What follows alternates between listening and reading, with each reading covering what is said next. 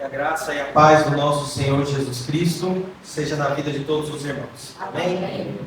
Amados, abra sua Bíblia comigo, por favor, no livro de Cantares, ou Cântico dos Cânticos de Salomão, capítulo de número 1.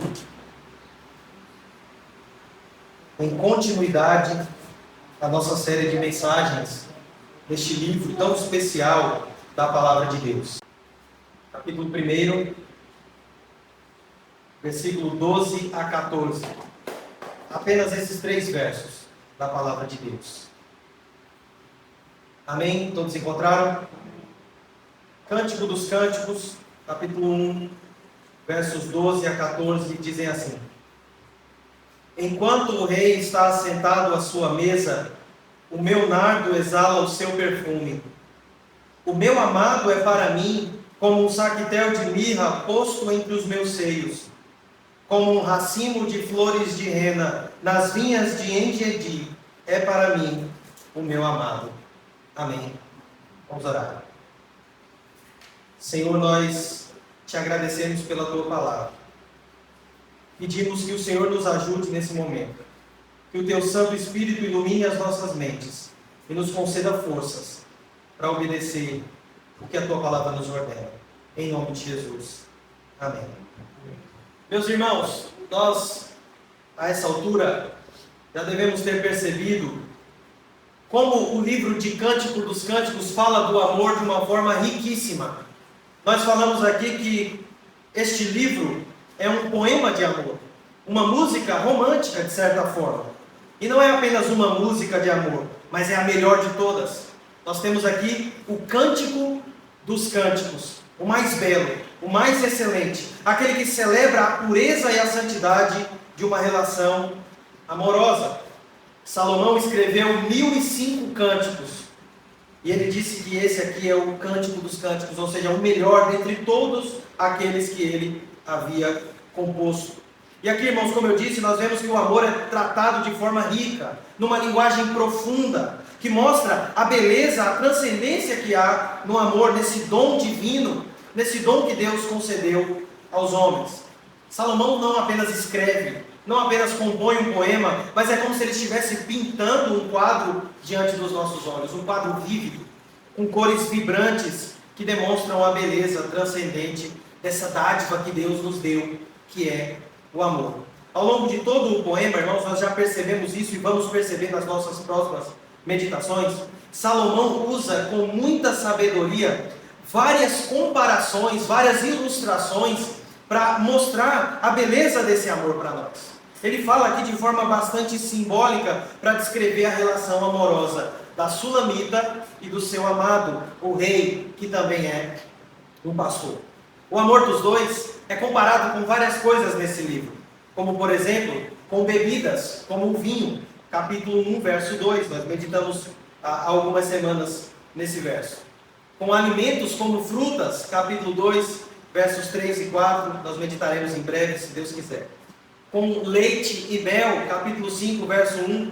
Eles se comparam com animais. Nós vimos isso aqui no capítulo 1, verso 9, onde Salomão descreve aqui o elogio do amado, um elogio um tanto quanto estranho para os nossos dias, é verdade, onde ele compara a Sulamita às éguas dos carros de Faraó. Mas nós vimos que naquela época isso era um baita elogio, diferente do que nós pensamos hoje, nós, leitores modernos. Ela também o compara a animais, no capítulo 2, verso 9, que em breve nós meditaremos. E aqui, irmãos, nós temos outra simbologia, nestes 3 versos que nós lemos. Uma simbologia que já apareceu no texto e ressurge aqui. No verso 3, ela falava do nome do seu amado, ou seja, do caráter dele, comparável a um bom perfume, a um perfume agradável.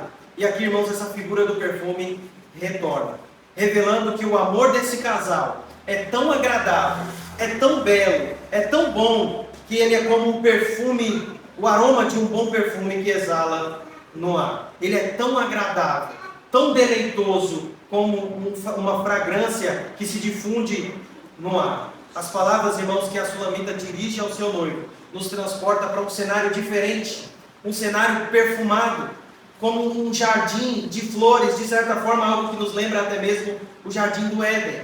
E nós vamos ver isso nesse contexto, nesta passagem e nas próximas, que o contexto aqui parece um ambiente, um cenário mesmo de um jardim. Irmãos, quando nós pensamos em perfume, em algo que é cheiroso, geralmente nós associamos a um lugar ou a alguma pessoa que é limpa, algo que é bem cuidado, que é bonito. E de certa forma é algo semelhante acontece aqui nessa passagem. Quando os aromas que são destacados pela Sulamita mostram a limpeza, a pureza, a santidade desse relacionamento. Quando ela descreve esses aromas, irmãos, os cheiros mencionados aqui não são apenas cheiros, são como símbolos que demonstram a pureza e a beleza da relação entre a Sulamita e o rei. Cada cheiro, e aqui aparecem 3, um em cada verso, nós vamos meditar em cada um deles, não mostra apenas um cheiro bom, mas também a santidade desse relacionamento. O quão esse relacionamento era agradável aos olhos de Deus. O quanto esse relacionamento glorificava a Deus por sua santidade, sua pureza. É como se o perfume aqui, irmãos, fosse uma manifestação da perfeição moral que há nesse relacionamento, do encanto que existe nessa união tão especial.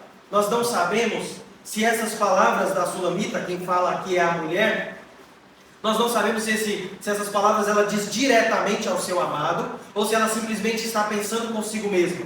Ao que parece, ela está apenas refletindo sobre a beleza e o amor que ela sente pelo seu noivo. Mas uma coisa nós sabemos, irmãos, que aqui ela está arrebatada de amor por ele.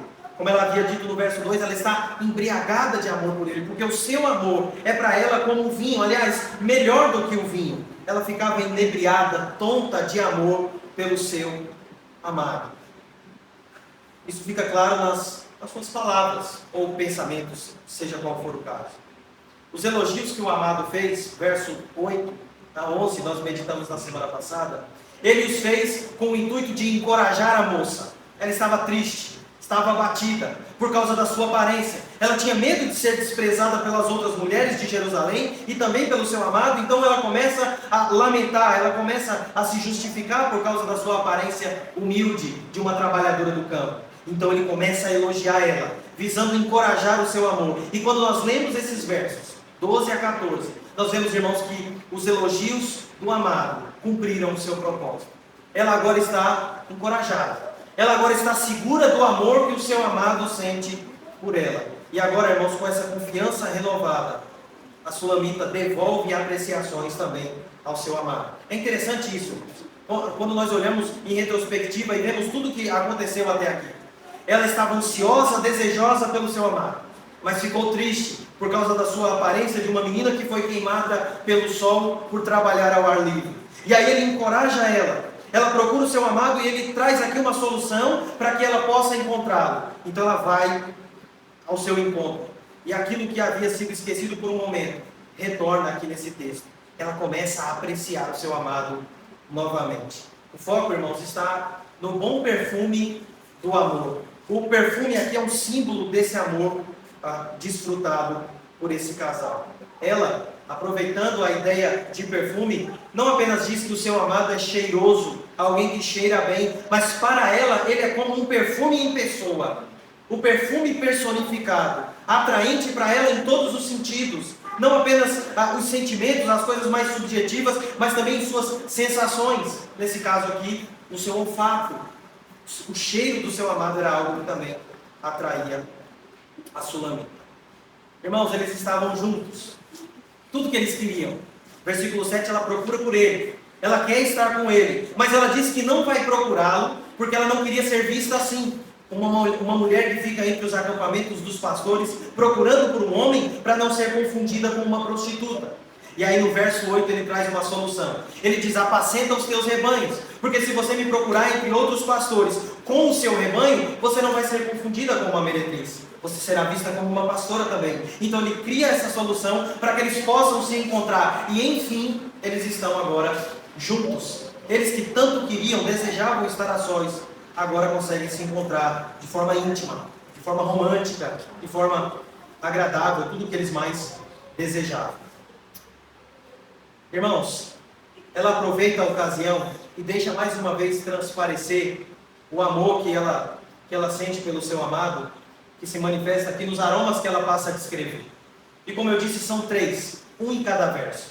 Verso 2, ela fala do perfume do nardo. Verso 12. No verso 13, ela fala do perfume da mirra. E no verso 14, ela fala do perfume das flores de rena. E nós vamos observar cada um desses perfumes e ver o que eles têm a ver com a relação desses dois jovens. Irmãos, essa ideia de perfume e união nos faz lembrar do Salmo 133, onde o salmista Davi diz que é bom e agradável que vivam unidos os irmãos. É como o óleo precioso que desce sobre a barba de Arão. Irmãos, aquele perfume era um perfume usado em rituais religiosos, rituais de consagração, mas também era um perfume agradável, aromático, um perfume cheiroso. E aqui nós vemos essa mesma ideia, irmãos. Um cheiro agradável para simbolizar a união entre duas pessoas. Nós vemos, irmãos, que essa ideia de perfume e relações amorosas é algo antigo. Nós temos esse costume em nossa cultura, em muitas culturas atuais, de se perfumar para a pessoa que nós amamos. É isso que nós vimos aqui nesse texto. O perfume sendo usado como símbolo do amor. O perfume sendo usado como uma forma de atração para o amado. O perfume que ela descreve no versículo 12 é o nardo. Peço que vocês voltem os seus olhos para o verso 12 e percebam o que a sulamita diz ao seu noivo. Enquanto o rei está assentado à sua mesa, o meu nardo exala o seu perfume. A primeira fragrância que aparece no texto exala dela mesma, da sulamita. Ela está cheirosa. Ela possui aqui o perfume do nardo ou do unguento, que é o mesmo perfume.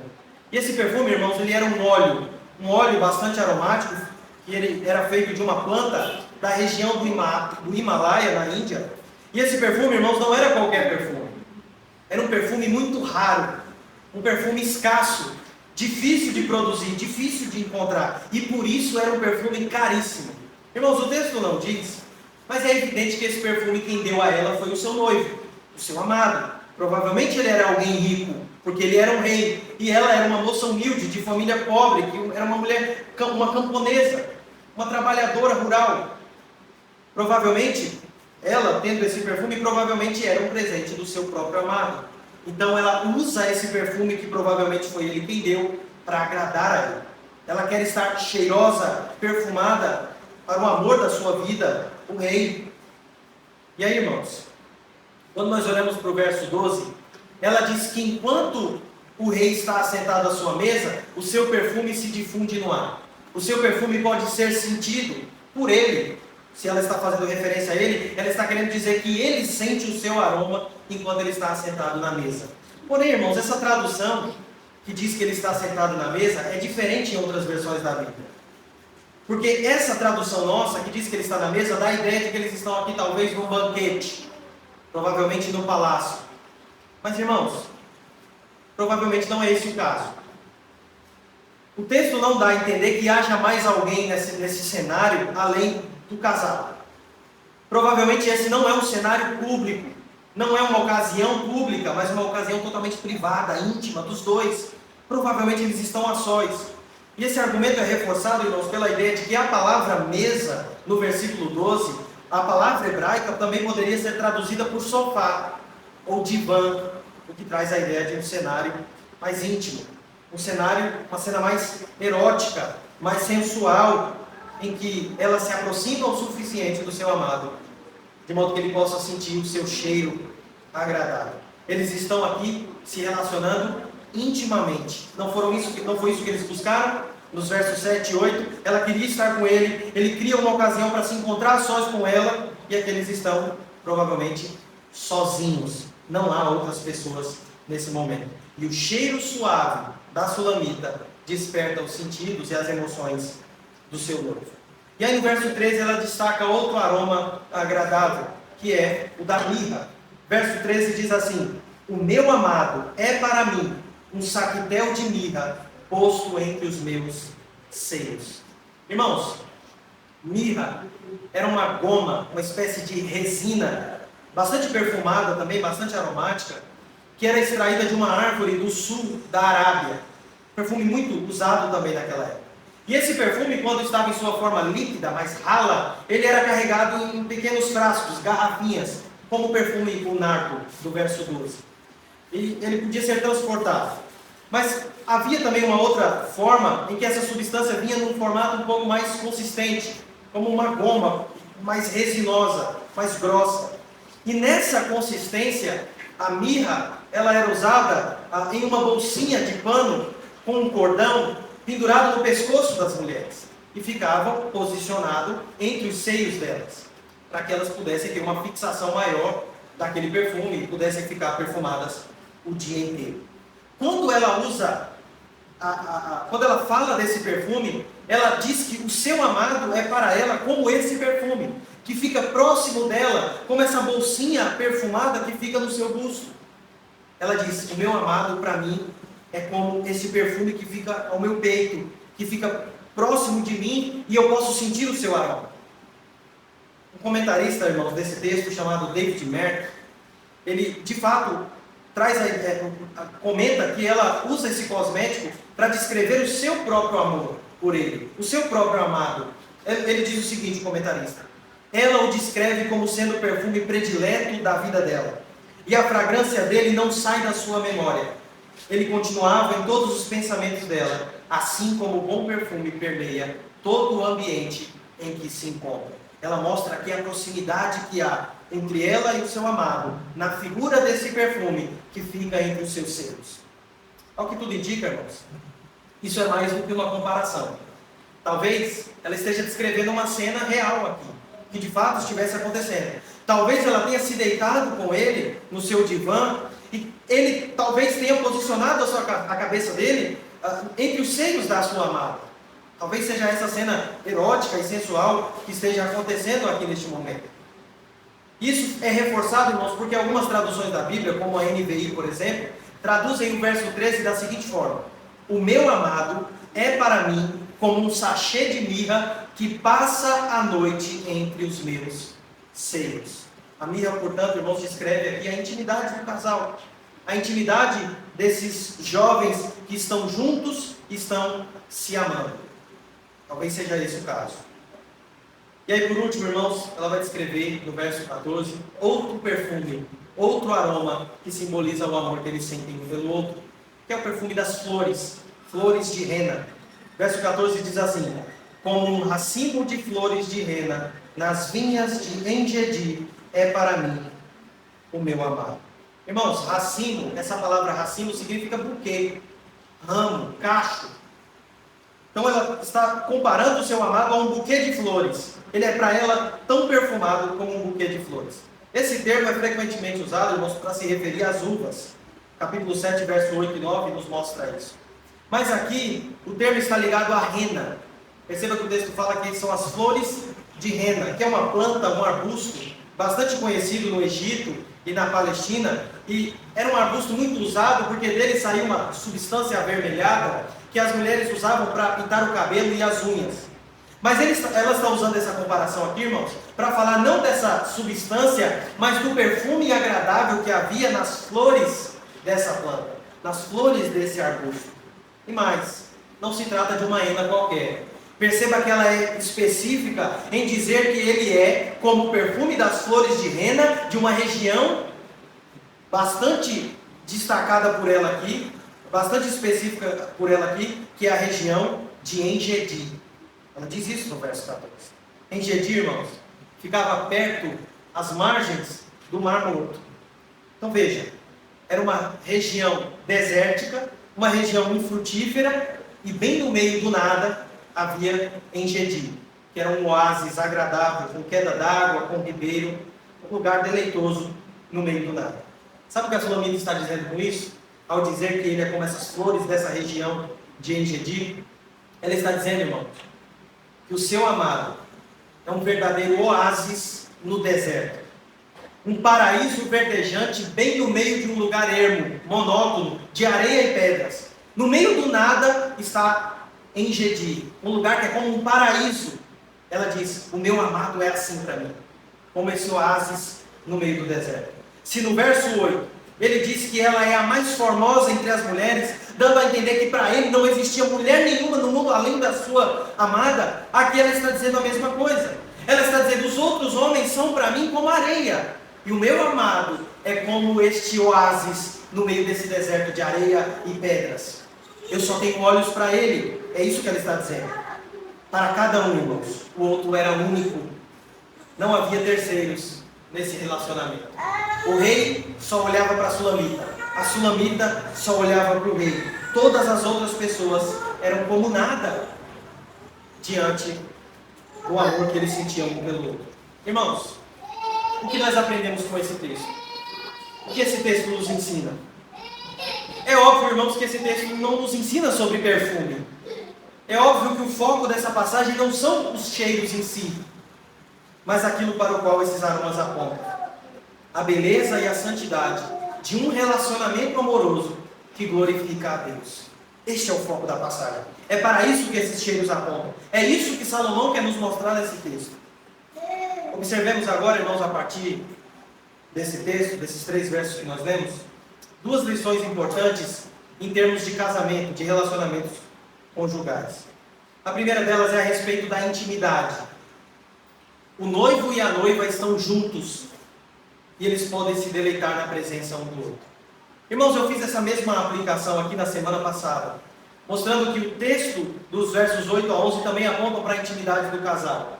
E eu disse aqui, irmãos, que o casamento proporciona para o homem e para a mulher casada um tipo de intimidade que é insuperável. Não existe outra união tão íntima, tão profunda nos relacionamentos humanos como a do casamento. Nenhuma outra união se compara a essa. Nós não somos uma só carne com os nossos filhos. Deus não nos chama para viver com eles para sempre. Nós não nos tornamos uma só carne com os nossos pais, amigos e outros parentes. Não nos tornamos. Mas Cristo, citando Gênesis 2, diz que nós não somos mais um quando nos casamos. Somos agora não somos mais 2, aliás. Somos um. Nós nos unimos, nos tornamos uma só carne. E o que Deus ajuntou, não separe o homem. Não existe, irmãos, intimidade mais profunda do que a intimidade que há entre marido e mulher. E aqui, irmãos, nesses versos que nós lemos hoje, esse casal nos ensina que a intimidade, além de ser uma bênção, ela não é apenas desejável, uma bênção desejável, mas é uma bênção necessária. Nós precisamos da intimidade que o casamento, o matrimônio proporciona. Deus se agrada quando seus filhos desfrutam dessa fonte de prazer. Quando seus filhos se relacionam intimamente, Deus fica feliz. É do seu agrado, é do seu desejo que o casamento seja uma fonte de prazer para os casados. É obviamente que eu estou falando daqueles que desfrutam dessa bênção no contexto do casamento, é claro. O prazer de uma relação amorosa, irmãos, não é pecado. Houve na história da igreja alguns cristãos que achavam que as relações sexuais eram fruto do pecado. O que a Bíblia diz que é exatamente o contrário, irmãos. As relações íntimas de um casal é algo que foi criado por Deus e é algo bom, é algo santo. É claro que nós, pecadores, distorcemos essa dádiva, corrompemos ela com as nossas práticas pecaminosas, mas ela em si é algo bom, é algo que Deus concedeu aos homens para ser uma fonte de prazer. É algo que glorifica a Deus quando é feito da forma que Deus exige em sua palavra. Quando Deus presenteou Adão com Eva, Ele não estava apenas pensando na procriação do casal. Ele não estava pensando apenas em encher a terra com pessoas segundo a sua imagem e semelhança. Ele deu isso a Adão e Eva também para o prazer deles, para o desejo, o deleite deles, para o desfrute do casal. Diferente do que o mundo pensa, com o seu pensamento depravado e distorcido, as relações amorosas é uma forma não apenas de sentir prazer, mas de louvar a Deus, de servir a Deus e ao próximo. Nós servimos ao próximo na intimidade do casamento. Nesse caso, o próximo é o cônjuge. Não é uma busca por prazer, mas é um serviço de dar prazer ao outro. Deus nos chama, nós homens, a proporcionar prazer às nossas esposas. E vice-versa, as esposas são chamadas a procurar na intimidade do casamento, não prazer para si mesmo, mas proporcionar prazer para o seu cônjuge. Além disso, irmãos, Paulo nos ensina que o casamento nos ajuda na luta contra o pecado. O casamento, a intimidade do casamento, também tem um caráter santificador, nos ajuda a vencer alguns pecados. Escrevendo aos Coríntios, Paulo explica a importância de ambos os parceiros, marido e mulher, satisfazerem as necessidades sexuais um do outro, com o objetivo de evitar as tentações, de evitar a queda e manter a harmonia do casamento. Leia 1 Coríntios capítulo 7, versos 3 a 5, Paulo nos explica isso. Paulo diz que o homem não é dono do seu próprio corpo, seu corpo é da sua esposa. A sua esposa, por sua vez, não é dona do seu próprio corpo. O corpo dela pertence ao seu marido. E Paulo diz que eles não devem se negar um ao outro, porque o corpo deles não são deles, é do cônjuge. E Paulo diz que eles só podem se privar da intimidade do casamento por pouco tempo, por mútuo consentimento e por motivos de oração. Do contrário, deve haver intimidade, quanto mais melhor. Quanto mais melhor. O fato de a Sulamita descrever o aroma mostra que a intimidade deles era profunda e envolvia todos os sentidos aqui. Nesse caso, o olfato. Nós aprendemos, irmãos, que a intimidade do casamento é uma bênção que Deus nos deu. E a segunda lição, irmãos, é a respeito da exclusividade no casamento. Em Cantares, o rei é único para a Sulamita. E a Sulamita é única para o rei. Nós já vimos isso aqui em todos os versos, praticamente, que nós meditamos até aqui. Pela descrição dos dois irmãos, talvez nós tenhamos a sensação, rapaz, esse casal era perfeito. Eles eram as pessoas mais lindas da terra. Porque os elogios que eles fazem um ao outro aqui, eles só podiam ser perfeitos. Mas não é esse o caso, irmãos. Nós já vimos aqui que a Sulamita tinha defeitos pelos padrões de beleza da época. Ela não era perfeitinha. Havia muitas outras mulheres mais belas do que ela. Por isso que ela se sente intimidada. Não eram, irmãos, a aparência física, os aspectos físicos, a performance do casal, as questões exteriores que determinavam o relacionamento deles, mas sim o compromisso que um tinha para com o outro. O compromisso que eles tinham um com o outro, a exclusividade que um tinha para o outro. É isso que fazia com que eles agissem dessa forma, como se eles fossem únicos, as únicas pessoas da face da terra. A Sulamita é a mais bela entre as mulheres. O rei é um oásis no deserto para a sua amada. A lição aqui é simples, irmãos. É clara. Para nós casados e para aqueles que desejam casar também tem que entender isso. Nós que queremos obedecer a Deus, os mandamentos de Deus no casamento, nós devemos entender que não deve haver terceiros. Para mim, não deve haver nenhuma outra mulher nesse mundo além da minha esposa. E para você também, homem casado. Para você, mulher casada, não deve existir outro homem na sua vida além do seu marido, o homem que Deus lhe deu. Não deve haver intrusos nessa relação. Não deve haver terceiros nesse relacionamento. Nós não podemos permitir que alguém entre neste ambiente tão privado. Nós não podemos permitir isso. Homens e mulheres devem empreender esforços todos os dias para não permitir que alguém entre nesse lugar secreto, nesse jardim perfumado e íntimo. Isso é uma bênção que é desfrutado, que deve ser desfrutada apenas entre os parceiros, homem e mulher.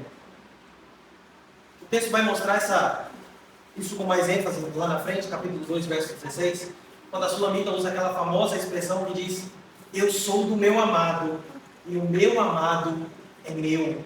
Eles têm esse sentimento de posse um do outro. Ele pertence a ela, e ela pertence a ele. Não há mais ninguém nesse relacionamento. Irmãos, esse texto é muito mais do que nós acabamos de ver. Esse texto aponta para realidades muito mais sublimes do que a questão do casamento, da intimidade, das relações amorosas. A riqueza de imagens, de metáforas usadas por Salomão aqui, expressa esse amor refletindo também, irmãos, a beleza do amor daquele que é todo amor. Daquele que é o amor supremo, daquele que, de acordo com João, é o próprio amor. Deus.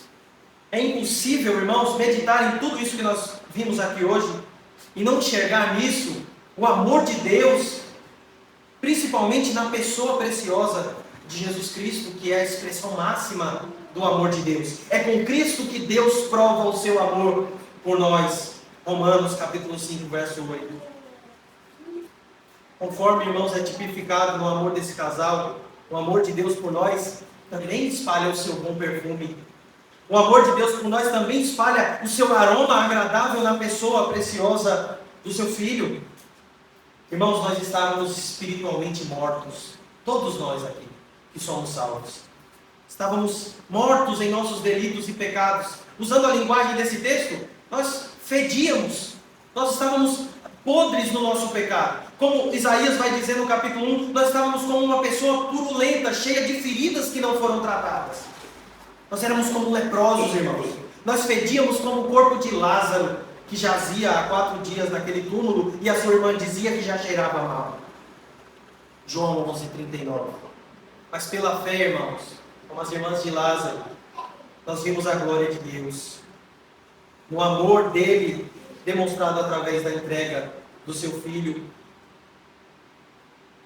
O seu filho bendito também removeu a nossa pedra. E nós que estávamos mortos, irmãos, essa pedra que simbolizava o nosso divórcio com Deus, a separação entre nós e Deus, o nosso Criador. Ele removeu essa pedra e nos deu vida, irmãos. Ele nos transportou da morte para a vida. Ele nos transportou das trevas para a maravilhosa luz. Ele nos transportou daquele contexto de podridão, de pecado, para um aroma agradável, transformando as nossas vidas numa oferta de aroma agradável a Deus. Nós lemos aqui hoje, em Cristo, Deus nos conduz em triunfo e por meio de nós manifesta em todo lugar a fragrância do seu conhecimento. Porque nós somos para com Deus o bom perfume de Cristo. 2 Coríntios 2, 14 e 15. Portanto, irmãos, tudo de bom que há em nós, seja no casamento ou em qualquer outra área da vida, não vem de nós mesmos. Já foi dito aqui hoje que nós somos vasos de barro que carrega esse perfume precioso, esse tesouro. Nós somos apenas um vaso. O perfume agradável que é colocado em nós vem de Deus, para que a excelência do poder seja de Deus e não nossa. 2 Coríntios 4, 7. Em um livro sobre cantares, escrito por Hudson Taylor, ele diz o seguinte: é na presença de Deus e por sua graça que qualquer fragrância ou beleza possa ser encontrada em nós. Dele como a fonte, por meio dele como instrumento e para ele como sua finalidade. É tudo aquilo que é gracioso e divino, mas ele mesmo é muito melhor do que toda a sua graça que opera em nós. Esse bom perfume que exala de nós, essas graças que são vistas em nós, as bênçãos que nós podemos testemunhar com as nossas vidas, é graça de Deus, é o amor de Deus, é o perfume de Cristo que se difunde em nossas vidas. Para concluir, irmãos, pense no rei, neste rei de Cantares, que não se importou com a aparência humilde da sulamita. Ela confessa a sua aparência rude, um tanto quanto grosseira, e ele não se importa com isso. Muito pelo contrário, ele acha ela bela, a mais bela de todas, e se compromete a embelezá-la ainda mais. Verso 11, ele promete dar enfeites a ela, para que ela fique mais bela. De igual modo, irmãos, Cristo não levou em consideração a feiura do nosso pecado. Como a sulamita, nós um dia confessamos a nossa feiura diante de Deus. Confessamos o quão influenciados nós somos por esse mundo caído. Porque nós também éramos seres caídos. Mas Ele não levou em consideração a nossa feiura. Cristo nos tornou belos para Ele, através da sua morte e ressurreição. Ele assumiu a nossa feiura, a feiura do nosso pecado. Ele se tornou feio, para que nós fôssemos belos para Ele. Irmãos, não há vida, não há bom perfume longe desse amor. Nós sequer somos capazes de entender o que é amor, sem antes amar aquele que nos amou primeiro. 1 João capítulo 4, verso 19. Que a minha vida e a sua vida, amado irmão, possa espalhar o bom perfume de Cristo. Que nós possamos, irmãos, testemunhar a beleza do amor de Deus, seja exemplificando isso no nosso casamento, ou seja, em qualquer outra área da vida, que nós possamos, irmãos, difundir o bom perfume do Evangelho na nossa vida prática. Em nome de Jesus.